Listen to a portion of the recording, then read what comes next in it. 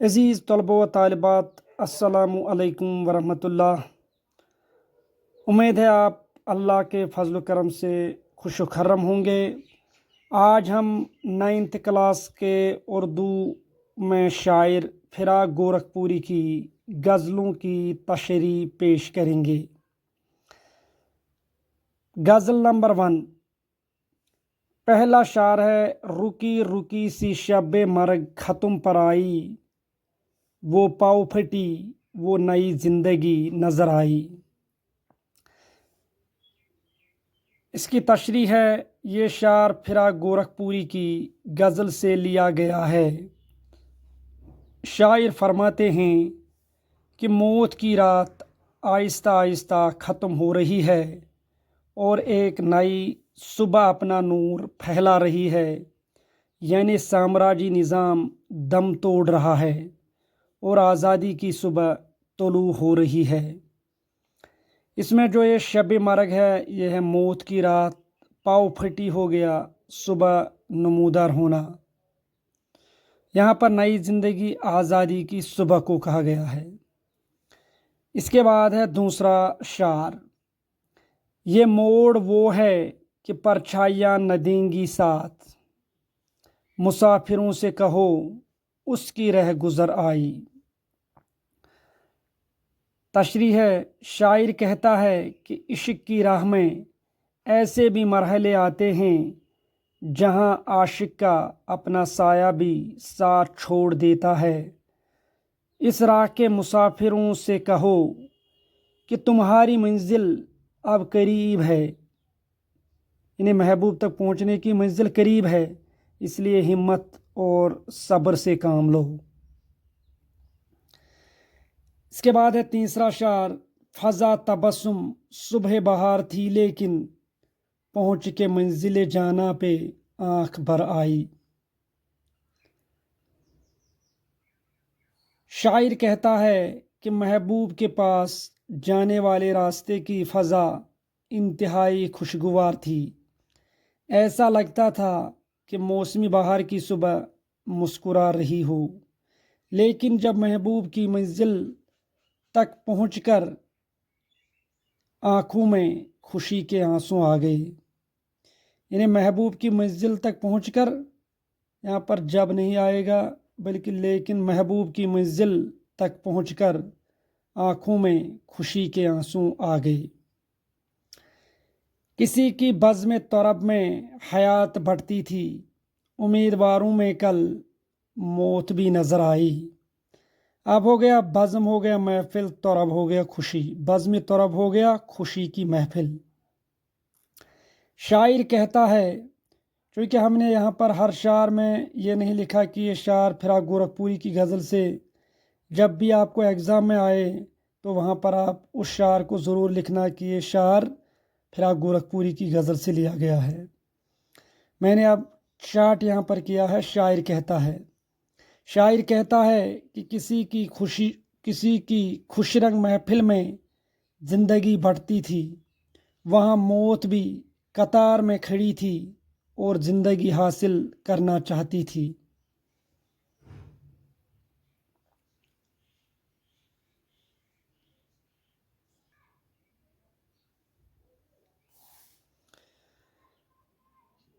کہاں ہر ایک سے انسانیت کا بار اٹھا، کہ یہ بلا بھی تیرے عاشقوں کے سر آئی۔ یہاں پر ہے بلا ہو گیا بوجھ، یہاں پر انسانیت ہو گیا آدمیت، بار ہو گیا بوجھ، اصل میں یہاں پر بار ہو گیا بوجھ اور بلا ہو گیا مصیبت۔ شاعر کہتا ہے کہ انسانیت کا بوجھ اٹھانا ہر ایک کے بس کی بات نہیں ہے۔ اے محبوب حقیقی، آپ نے تو یہ بوجھ اپنے عاشقوں کے کندھوں پر ہی ڈال دی ہے۔ اب اس کے بعد ہے غزل نمبر 2: سر میں سودا بھی نہیں، دل میں تمنا بھی نہیں، لیکن اس ترک محبت کا بھروسہ بھی نہیں۔ یہاں پر سودا کا معنی ہے دیوانگی، تمنا ہو گیا خواہش، ترک محبت ہو گیا محبت چھوڑ دینا۔ شاعر کہتا ہے کہ نہ میرے دماغ میں دیوانگی ہے اور نہ دل میں کوئی خواہش ہے، یعنی عشق و محبت کا کوئی اثر اس وقت مجھ پر نہیں ہے، لیکن وقتی طور پر محبوب کے ساتھ جو عشق میں نے چھوڑ دی ہے اس کا کوئی بھروسہ نہیں ہے، کیا پتہ کب عشق کا بھوت پھر سے سوار ہو جائے۔ دل کی گنتی نہ بیگانوں میں نہ یگانوں میں، دل کی گنتی نہ یگانوں میں اور نہ بیگانوں میں، لیکن اس جلوہ گاہ ناز سے اٹھتا بھی نہیں۔ جس شعر میں دو ایسے لفظ آئیں جو ایک دوسرے کی ضد ہوں، یہاں پر یگانہ اور بیگانہ، یگانہ ہو گیا اپنے، بیگانہ ہو گیا پرائے، اس کو ہم بولتے ہیں سنت تضاد۔ جس شعر میں دو ایسے لفظ آئیں جو ایک دوسرے کی ضد ہوں ان کو ہم بولتے ہیں سنت تضاد۔ تو جلوہ گہ ناز ہو گیا جلوہ دکھانا، حسن کی نمائش کرنا۔ شاعر کہتا ہے کہ میرے محبوب کے چاہنے والوں میں میرے دل کا شمار نہ اپنوں میں آتا ہے اور نہ پرایوں میں، لیکن اس کے باوجود بھی وہ محبوب کی اس محفل سے اٹھنا ہی نہیں چاہتا جس میں وہ اپنے حسن کی نمائش کرتا ہے۔ تیسرا ہے، مہربانی کو محبت نہیں کہتے اے دوست، اب مجھ سے تیری رنجش بیجا بھی نہیں۔ اب یہاں پر ہو گیا افسوس کے معنی میں، رنجش ہو گیا ناراضگی، بیجا ہو گیا بلا وجہ۔ شاعر کہتا ہے کہ اے محبوب، آپ نے جو مجھ پر مہربانی کی ہے اس کو محبت کا نام مت دو، اس لیے مجھے آپ کے ساتھ جو ناراضگی ہے وہ بلا وجہ نہیں ہے، وہ اسی لیے ہے کہ آپ نے مہربانی کو محبت کا نام دیا ہے۔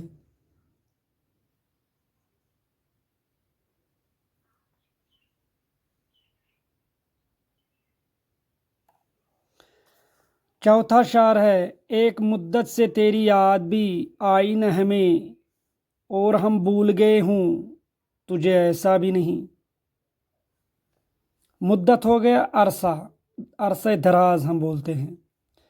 شاعر کہتا ہے کہ بہت عرصے سے ہمیں تیری یاد نہیں آئی، لیکن اس کا مطلب یہ نہیں کہ ہم نے تجھ کو بلا دیا ہے، بلکہ آپ کی یاد آج بھی ہمارے دل میں بسی ہوئی ہے۔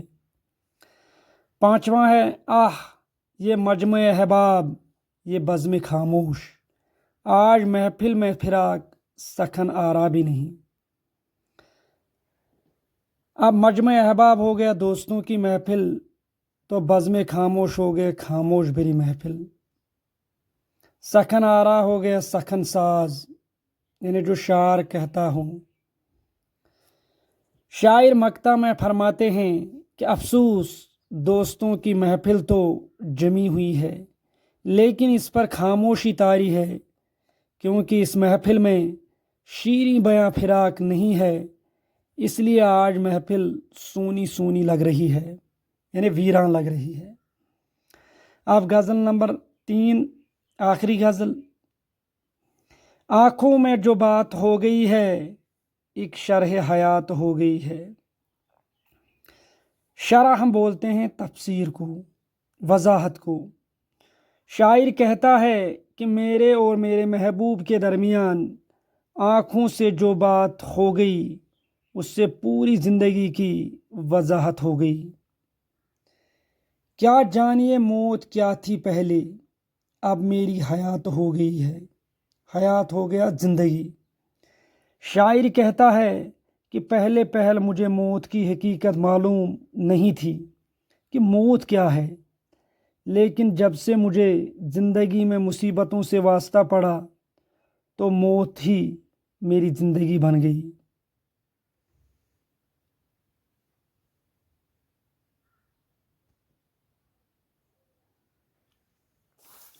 इस दौर में ज़िंदगी बशर की बीमार की रात हो गई है।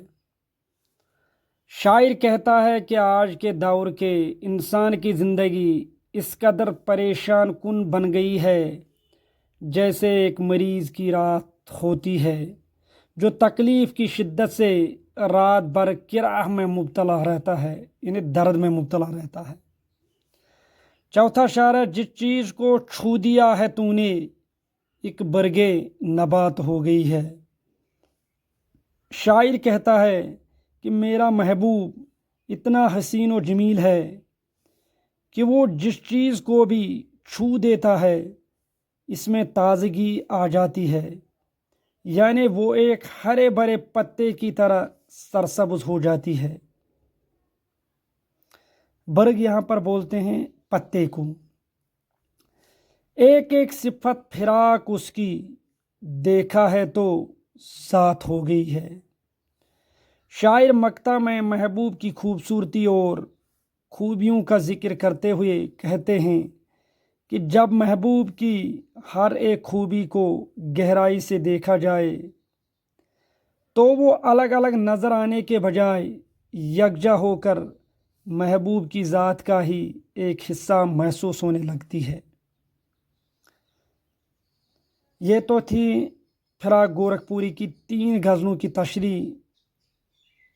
अब इसके बाद हैं सवालात। सवालात के जवाबात लिखिए।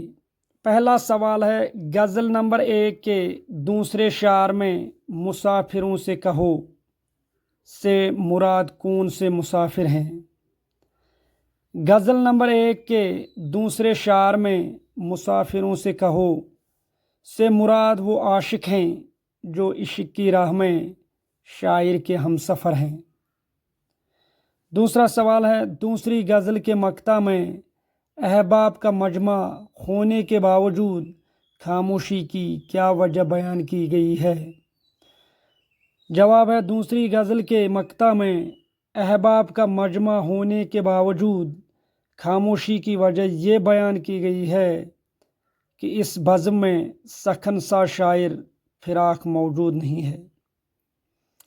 तीसरा सवाल है, इशारों में होने वाली बात का शरह हयात हो जाने से क्या मुराद है? इसका जवाब है, जब आशिक और माशूक के दरमियान आँखों में बात होने लगती है तो वो इस वक्त इश्क की लज्जत महसूस करते हैं और वो समझ जाते हैं कि ज़िंदगी का मकसद यही इश्क है।